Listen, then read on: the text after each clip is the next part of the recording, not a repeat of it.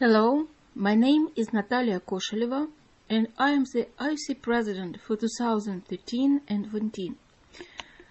Today, I would like to present you the annual report about IOCE activities in the past year. The majority of our efforts last year were devoted to World Partners Initiative. Our role in managing World Partners activities considerably expanded, and to be able to fulfill this role, IOCE Board took a number of steps to strengthen IOCE organizational capacity. We also continued to work to promote methodologically inclusive impact evaluation and provided advisory support to organizations that work to promote evaluation globally. As you know, the IOCE Board is made of representatives of regional WOPEs. In 2013, IOCE was joined by two new regional WOPEs, and their representatives joined the IOCE Board. These WOPEs are Community of Evaluators of Southern Asia and the Network of French-Speaking Evaluation, Réseau de Francophone d'Évaluation. One of the achievements of the year 2013 is that IOCE budget has tremendously increased.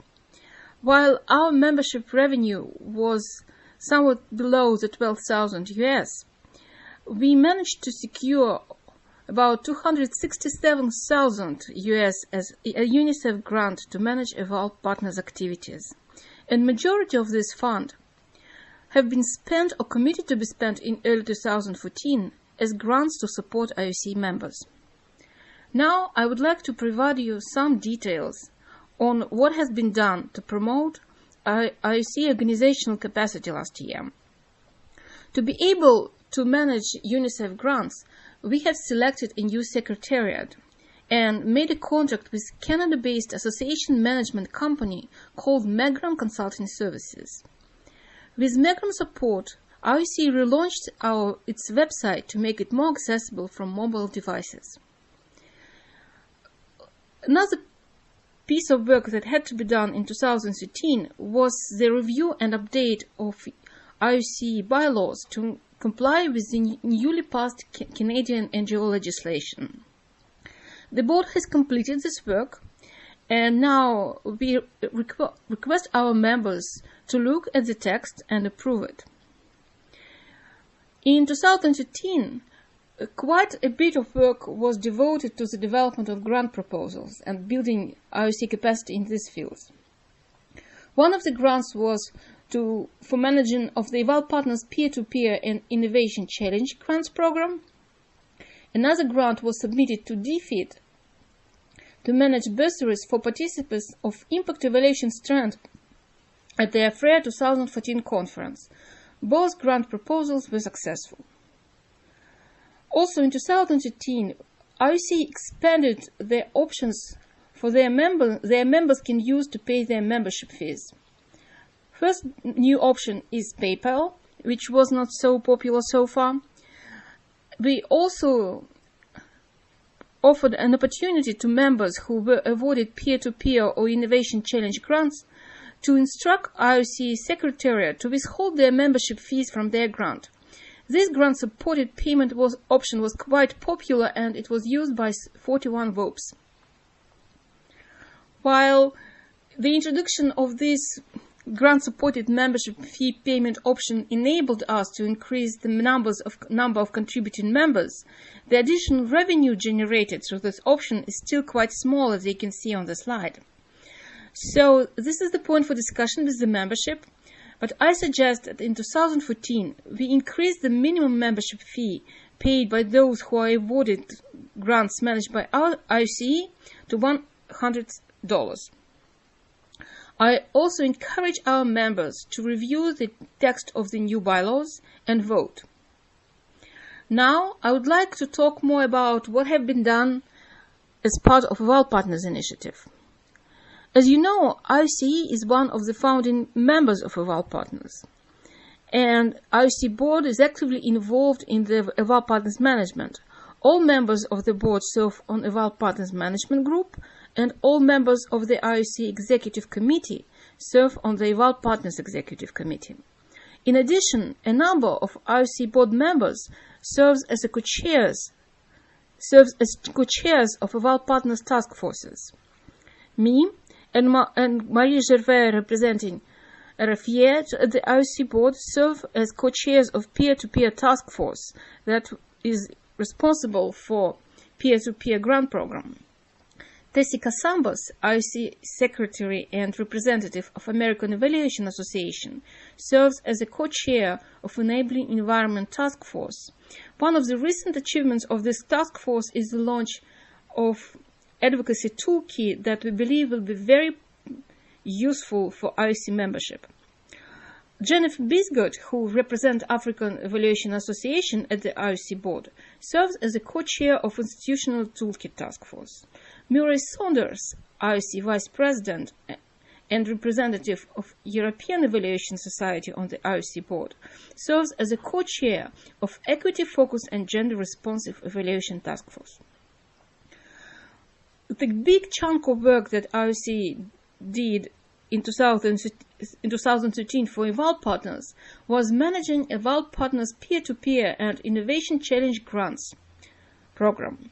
Through this program, we were able to award our members 27 peer-to-peer grants, supporting partnership projects between WOPers, 5 Innovation Challenge grants, supportive innovating projects promoting enabling environment for evaluation. We also expect to award 2 additional grants in early 2014 for innovation projects promoting equity-focused and gender-responsive evaluation. In 2013, IOCE continued its works to promote methodologically inclusive impact evaluation. In March 2013, I, as IOCE President, presented our position on impact evaluation at UNESCO workshop on measuring social public policies, inclusiveness and impact. And the statement on IOCE position was included in the published proceedings of the workshop. In 2013, we also did quite a lot of work on preparation of the impact evaluation strand and NONI meeting at the 2014 AFREA conference. We have established a volunteer task force that reviewed proposals submitted to the strand and developed a strand program. We also managed to secure adequate financial support to the strand that would enable us to offer 8 bursaries to evaluators from lower-income African countries. And quite in line with our focus on partnerships with similar-minded organizations, the bursary applicants will be selected from the pool of applications collected by TRIA A, which is another NONI member, along with us. In 2013, we continued to provide advisory services on request to organizations that share our vision. And in 2013, IOCE President served on the steering group of the independent assessment of UNEG and also on advisory committee for UNDP National Evaluation Capacities Conference that took place in Sao Paulo in October 2013. Members of IOCE board who were invited to this conference were also quite instrumental for the success of the conference and provided a lot of substantial contribution, both as presenters and as participants of discussions at plenary and working group sessions. Though in 2013 we have achieved quite a lot, the year 2014 is going to be even more exciting. Eval Partners will remain the main focus of IOCE work, and IOCE will further expand its role in managing Eval Partners activities.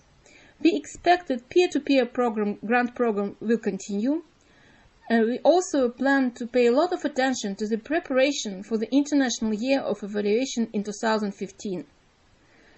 And in conclusion to my presentation, I would like to share with our members couple ideas that I have for the future development of organization, and I invite members to provide their feedback and commentary on those ideas. One idea is to establish an IOCE fund that would support member WOPers to send their members to conferences of other WOPers to stimulate exchange of evaluation knowledge globally. The second idea is not that ambitious. and it relates to the preparation of the Eval year.